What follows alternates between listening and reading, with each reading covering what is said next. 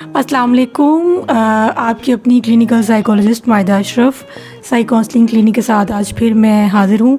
अच्छा, अक्सर औक़ात ऐसा होता है कि हमारे सामने कुछ ऐसे मरीज़ होते हैं जो कि एंग्ज़ाइटी के साथ होते हैं और डिप्रेशन के साथ होते हैं, जिनकी पिक्चर हम आपको बताते रहते हैं और उनकी अलामात और जो भी कुछ हो रहा होता है हम आपको शेयर करते रहते हैं। लेकिन फिर भी बहुत से लोग सवाल करते हैं कि असल में मरीज़ के साथ क्या होता है और वो कैसे रिकवर करता है।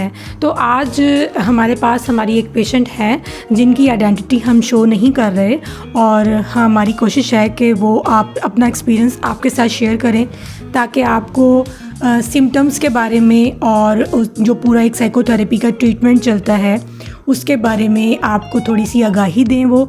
और वो बहुत खुश हैं इस बारे में कि वो आपको आपके साथ अपने एक्सपीरियंस को शेयर करेंगी ताकि आपको भी उसका इस्तेफ़ादा हो, और आपको भी अगर एंग्ज़ाइटी की अलामात हैं और आपको लगता है कि आपको कोई माइल्ड डिप्रेशन है या कोई इशू है नफ्सियाती, तो आप भी उस चीज़ को जानें और आपको भी पता चले कि किस हद तक आप उस चीज़ में प्रॉब्लम में हैं। तो हम बात करेंगे। अच्छा, अस्सलाम वालेकुम। वालेकुम अस्सलाम। अच्छा, सबसे पहले तो आप ये बताओ कि जब आप शुरू में मेरे पास आए थे तो आपको क्या हुआ था?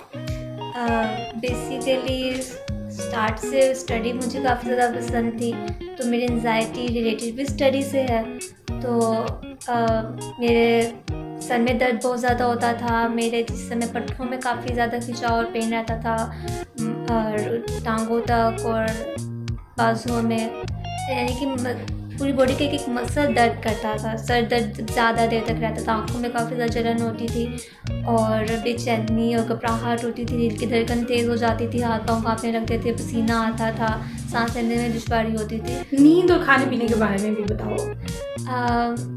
इस परेशानी की हालत में भी अक्सर ऐसा होता है कि खाने का दिल नहीं करता। बाज़ औक़ात होता था कि ज़्यादा खाने लग जाती थी, और अक्सर ज़्यादातर तो ये होता था कि खाने का दिल नहीं करता था। और जब आपको हर दफ़ा बार-बार ये ख़्यालात आ रहे होते हैं, आपकी बेचैन कैफ़ियत होती है, तो आपको ज़ाहिर-सी बात है फिर नींद भी नहीं आपकी सुकून से आप ले सकते। तो ये नींद का और खाने खुराक का भी मेरा काफ़ी प्रॉब्लम रहा था। तो इन सारे इश्यूज़ को लेके आपके पास आए थे। तो आपको क्या लगता था तब, क्या आप ठीक हो जाओगे? आप क्या फीलिंग थी आपकी? जब से एंजाइटी का स्टेज स्टार्ट हुआ था, तो पहले बिल्कुल भी हम इस चीज़ से अवेयर नहीं थे। बहुत से डॉक्टर्स के पास गए, तो मैं काफ़ी ज़्यादा मेडिकेशंस ली, लेकिन कोई फ़र्क महसूस नहीं हुआ था। तो काफ़ी ज़्यादा, यानी कि मेरे चांसेस ये नहीं थे कि मैं दोबारा से हो पाऊँगी ठीक, क्योंकि काफ़ी डॉक्टर्स के पास गए थे और ना मायूसी ही हुई थी। तो ये कह सकते हैं कि मुझे इतना ज़्यादा तवक्को नहीं थी कि मैं वाक़ई में इतनी कितना अर्सा लगा आपको ठीक होने में, और कब आप बीमार हुई थी तकरीबन? मैं बीमार हुई थी 10th क्लास, ये कह रहे हैं 2 to 3 इयर्स पहले मेरा ये काम शुरू हुआ था। 9th के पेपर्स के बाद 10th क्लास में मैंने अपने आप को, जैसे कहते हैं ना, कि अपनी कैपेसिटी से ज़्यादा इस्तेमाल करने की कोशिश की। तो आहिस्ता-आहिस्ता वो चीज़ मेरे ऊपर उसका नेगेटिव असर होना शुरू हो गया, वो आहिस्ता-आहिस्ता चीज़ ज़्यादा होती गई। तो इसी तरह से मेरे सर में काफ़ी ज़्यादा दर्द रहता था, और सर के दर्द की वजह से मेरी बॉडी पेन वगैरह होती थी। और पहले मैंने इस चीज़ को नहीं माना कि नहीं, मेरे स्ट्रेस की वजह से, मेरे जो पेरेंट्स थे वो मुझे कहते थे कि आप स्ट्रेस ले रहे हो, इस वजह से आपके साथ ये हो रहा है। मैं कहती थी नहीं, स्ट्रेस मैं कैसे ले सकती हूँ, मैं पहली दफ़ा पेपर थोड़ी ना दे रही हूँ, मैं कब से स्टडी कर रही हूँ, तो ऐसा कैसे हो सकता है कि इतने साल अच्छे से स्टडी करने के बाद अब अचानक से मुझे स्टडी से स्ट्रेस होने लग गया। तो काफ़ी सारे डॉक्टर्स के पास गए, कुछ ने कहा माइग्रेन है, कुछ ने कहा कि नहीं, आप थोड़े से सप्लीमेंट्री विटामिन वगैरह, आप मिनरल्स लें, आप ठीक हो जाएंगी।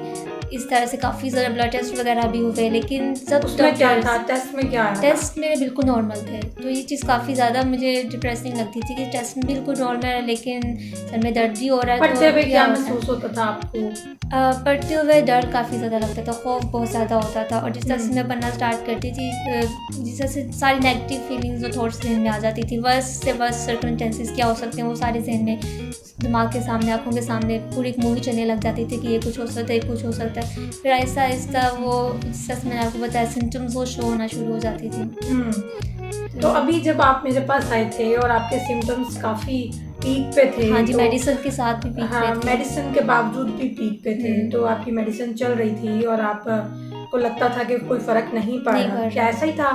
हाँ जी, मेडिसिन के साथ भी जब फ़र्क नहीं पड़ रहा था, तो देख लें। बार बार मैं आपको कह रही हूँ कि बार बार डॉक्टर के पास जाने के बाद जब मायूसी आपको फील होती है तो आप इतनी ज़्यादा पुरुम्मीद नहीं होते हैं। तो उस तरह से मैंने ये कहा था कि कोई बात नहीं, अपना बेस्ट शूट देना। ये था कि मैं सेहतमंद होने के लिए हद तक जाने के लिए तैयार यानी कि आप चाहती थी कि मैं हाँ ठीक जी, हो जाऊं, ठीक है। बिल्कुल। और नाज़रीन, यही एक इम्पॉर्टेंट बात है कि थेरेपी के दौरान अगर मरीज़ ये चाहता हो कि मैं ठीक होना चाहता हूँ तो वो रेगुलर बेसिस पे विज़िट करता है और अपनी साइकोथेरेपी के जितने भी उनको काम बताए जाते हैं, जो थेरेपी उनको दी जाती है, उनको बाकायदगी से परफॉर्म कर आते हैं। तो उससे उन्हीं का फ़ायदा होता है। और फिर एक दिन आता है कि उनके मंथली रिव्यू आता है या 2 मंथ्स का रिव्यू आता है और वो माशाल्लाह बिल्कुल ठीक होते हैं, बल्कि वो कहते हैं कि अब आप बेशक ना बुलाएं, हम बिल्कुल ठीक है।